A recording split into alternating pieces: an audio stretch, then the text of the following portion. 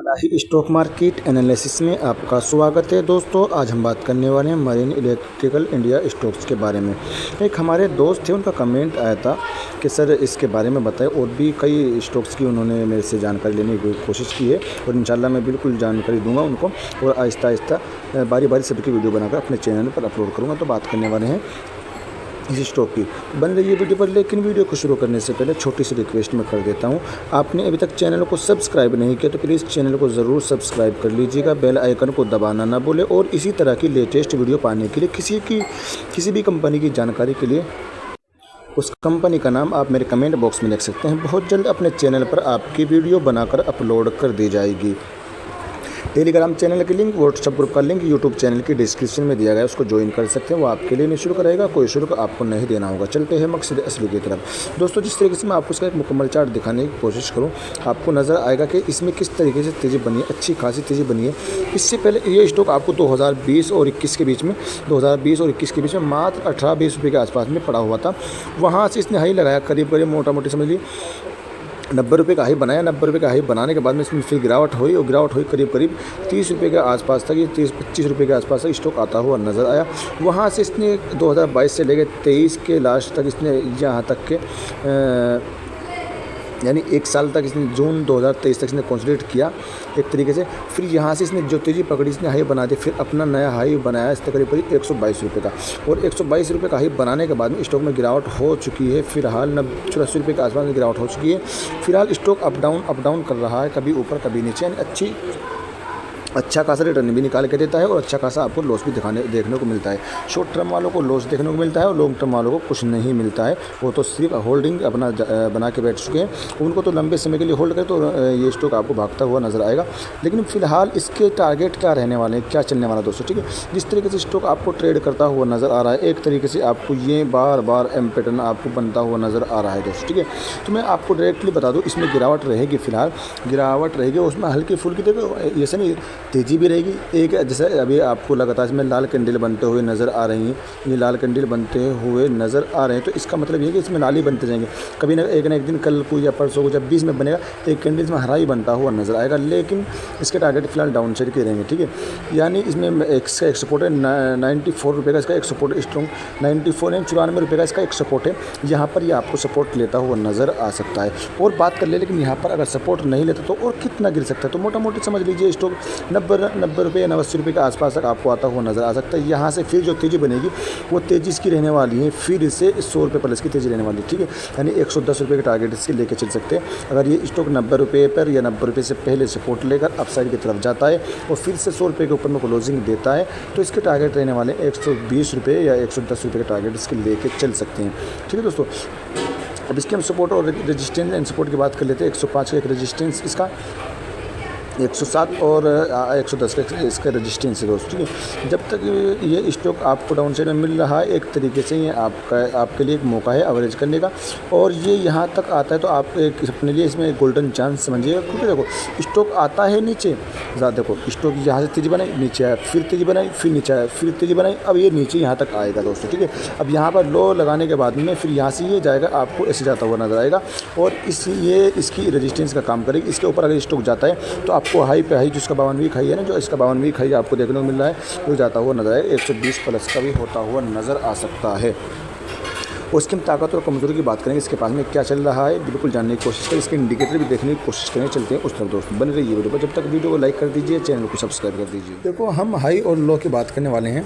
आज का इसका लो 99 रुपये 95 पैसे का है और हाई 103 रुपये 75 पैसे का है। 52 वीक लो की बात करें 47 रुपये 65 पैसे का है। 122 रुपये का 52 वीक हाई है। 13 रुपये 70 पैसे का ऑल टाइम लो है। 122.90 का इसका ऑल टाइम हाई देखने को मिल जाएगा दोस्तों, ठीक है। और थोड़ा सा मैं नीचे आकर और देखने की कोशिश करें तो जिस तरीके से आपको दिखाने की कोशिश करूँ मैं जी दोस्तों, देखो ईयर ऑन ईयर के हिसाब से ईपीएस में गिरावट देखने को मिली है, माइनस में मिला है। इस वजह से भी स्टॉक में गिरावट बनती है और डाउन साइड में देखने को मिल सकता है। हाई पीई आपको देखने को मिल जाएगा और हाई पीबी देखने को मिल जाएगा। 15 रुपये 80 पैसे की बुक वैल्यू देखने को मिल जाएगी। 1337 करोड़ का मार्केट कैप देखने को मिल जाएगा। डिविडेंड यील्ड कम नहीं देती है। 2021 में 20 पैसे का इसने डिविडेंड दिया था। कंपनी डिविडेंड यील्ड नहीं है, 2 फेस वैल्यू है इसकी। और थोड़ी सी और इसकी ताकत और कमज़ोरी की बात करें तो इस स्टॉक के पास ताकतें हैं, ऐसी बात नहीं है, ताकतें बात नहीं है। अगर ये गिरावट हो रही है तो इसको अपने लिए मुसीबत ना समझे। अगर आपको ये लग रहा है भाई गिरावट हो रही है मेरे लिए मुसीबत है, ऐसा नहीं है। अगर गिरावट होती है तो इसे मैं एवरेज कर लेना और बैठे रहना, साल 2 साल 5 साल दीजिएगा तो ये स्टॉक आपको 500 प्लस का भी होता हुआ नज़र आएगा। लेकिन लॉन्ग टर्म का नज़रिया अगर आप रखते हैं तो आपके लिए बेस्ट रहने वाला है। वही ताकत और कमज़ोरी की बात करें, 6 ताकतें इसके पास में देखने को मिली। कंपनी विद लो डेब्ट के पास में है, कंपनी के पास बहुत ही कोई ज़्यादा लंबा चौड़ा कर्जा नहीं है, लो डेब्ट है। और 3 कमज़ोरियाँ देखने को मिल जाएंगी। एक golden chance energy extra boost इसके पास में रखा हुआ, जिसका इस्तेमाल ये 90 रुपये से पहले कर सकता है। 90 रुपये से पहले जब तक ये स्टॉक है, जब तक आप इसमें एक अच्छा अवसर मान सकते हैं। अगर 90 के नीचे जाता है तो इसमें तो फिर आपको थोड़ी सी और ज़्यादा गिरावट देखने को मिल सकती है। लेकिन संभावना यही है कि 90 के नीचे इसको नहीं जाना चाहिए। 90 रुपये से पहले एक बार नहीं बार बार इसको सपोर्ट ले लेना चाहिए। वो इसकी टेक्निकल रजिस्टेंस एंड सपोर्ट की बात करें,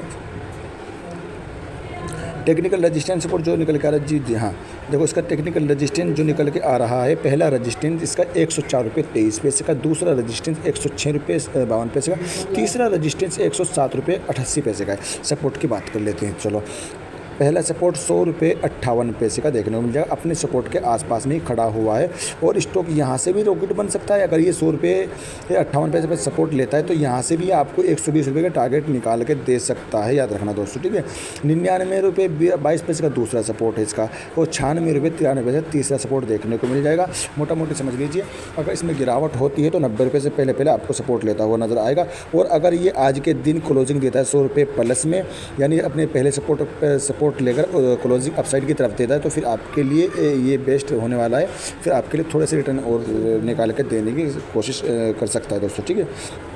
शेयर होल्डिंग पैटर्न पर अगर नज़र डालें, इसका हम शेयर होल्डिंग पैटर्न भी देखने की कोशिश करेंगे किस किस की होल्डिंग है और उसमें गिरावट होने की वजह क्या है, गिरावट क्यों हो रही है। इतना अच्छा खासा स्टॉक है, गिरावट क्यों हो रही है। प्रमोटर की होल्डिंग में अच्छी खासी आपको देखने को मिल जाएगी। प्रमोटर की होल्डिंग करीब 72% देखने को मिल जाएगी। और एफआईज की होल्डिंग 0.0% की होल्डिंग एफआईज की है। करीब 28% पब्लिक की होल्डिंग है। 0.01% की होल्डिंग अदर की देखने को मिल जाएगी। हम देखने की कोशिश करेंगे भाई गिरावट हो रही किस वजह से हो रही है। इसमें प्रमोटर कहीं माल सेल तो नहीं करते। जी हाँ, प्रमोटर क्वार्टर टू क्वार्टर अपनी होल्डिंग को कम करते हुए नज़र आ रहे हैं। थोड़ी थोड़ी होल्डिंग कम करते हुए नज़र आ रहे हैं। बिल्कुल आप देख सकते हैं, तसल्ली से देख सकते हैं, ठीक है। जून 2023 में 74-46 की होल्डिंग थी, वहीं सितंबर 2023 में 73-84 की होगी। 73-84 से घटाकर दिसंबर 2023 में 72-87 की होल्डिंग कर ली। और मार्च 2024 में 72-87 से घटाकर 71-98% की होल्डिंग रह गई। यानी क्वार्टर टू क्वार्टर प्रमोटर अपनी होल्डिंग कम करते हुए नज़र आ रहे। एक तरीके से अगर ये कह रहे कि एहसास नहीं होने दे रहे कि हम अपनी होल्डिंग को सेल कर रहे हैं, कम कर रहे हैं, लेकिन हाँ सेल कर रहे हैं। लेकिन इसमें एफआईज की एंट्री हुई है, हल्की फुल्की एंट्री हुई है। मार्च 2024 में इसमें एफआईज की होल्डिंग बढ़ी है, ठीक है। एंट्री हुई है एफआईज की होल्डिंग की, ठीक है। मार्च 2024 में 0.02% की होल्डिंग एफआईज की आई है इसमें होल्डिंग, ठीक है, जो कि अच्छी चीज़ रहने वाली है।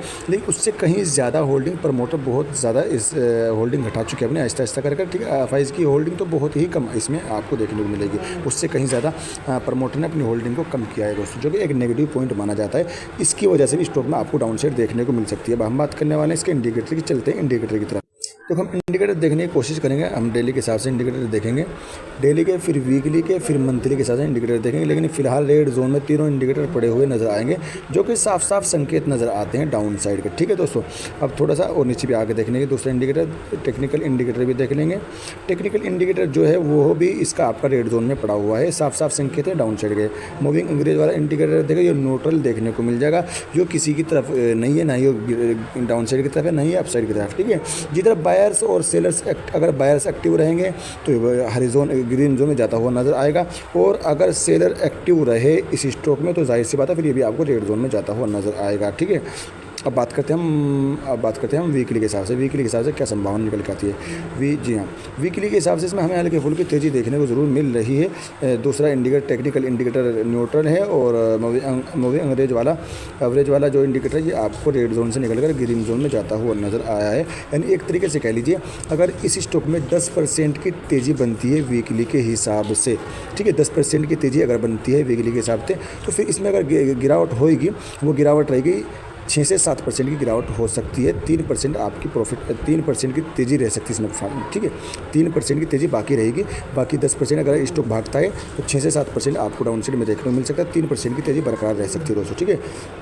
वहीं महीने के एतबार से अगर हम देखने की कोशिश करें, महीने के एतबार से हमें इंडिकेटर जो देखने को मिला है, एक अच्छे खासे संकेत नज़र आ रहे हैं, डाउन साइड के नहीं अप साइड के टारगेट निकल के आ रहे हैं कि ये तीनों इंडिकेटर आपको देखने को मिल जाएगा। ग्रीन रेड जोन से निकलकर तीनों इंडिकेटर आपको देखने को मिल जाएगा। तीनों इंडिकेटर आपको रेड जोन से निकलकर ग्रीन जोन में जाते हुए नज़र आए, जो कि साफ साफ संकेत नज़र आते हैं कि महीने के एतबार से इस स्टॉक में तेज़ी के संकेत नज़र आ रहे हैं दोस्तों। ठीक है, याद रखना, महीने के एतबार से इस स्टॉक में आने वाले महीने में आपको अच्छे खासे नतीजे लक्ष्य नज़र आ सकते हैं। इसके अच्छा खासा भागता है, यानी अपने 52 वीक हाई की तरफ भागता हुआ नज़र आ सकता है आने वाले महीने। इसलिए डरना नहीं है, घबराना नहीं है। अगर आपके पास में आपने ऊपर के लेवल पे खरीद के फंसे हुए हैं तो सिर्फ होल्ड करिएगा, अपना एवरेज कर लीजिएगा और समय समय पर अपना एवरेज करते रहना दोस्तों। ठीक है, तो ये इंडिकेटर देखिए, तीनों इंडिकेटर ये भी आपको रेड जोन में ग्रीन जोन में जाता हुआ नज़र आया, जो साफ साफ संकेत नज़र आ रहे हैं इसके अपसाइड की तरफ। तो मुझे उम्मीद है आपको वीडियो अच्छी लगी और आपको वीडियो अच्छी लगी तो प्लीज़ लाइक करिएगा। चैनल पर पहली बार विजिट चैनल को जरूर सब्सक्राइब कर दीजिएगा। Thanks for watching video.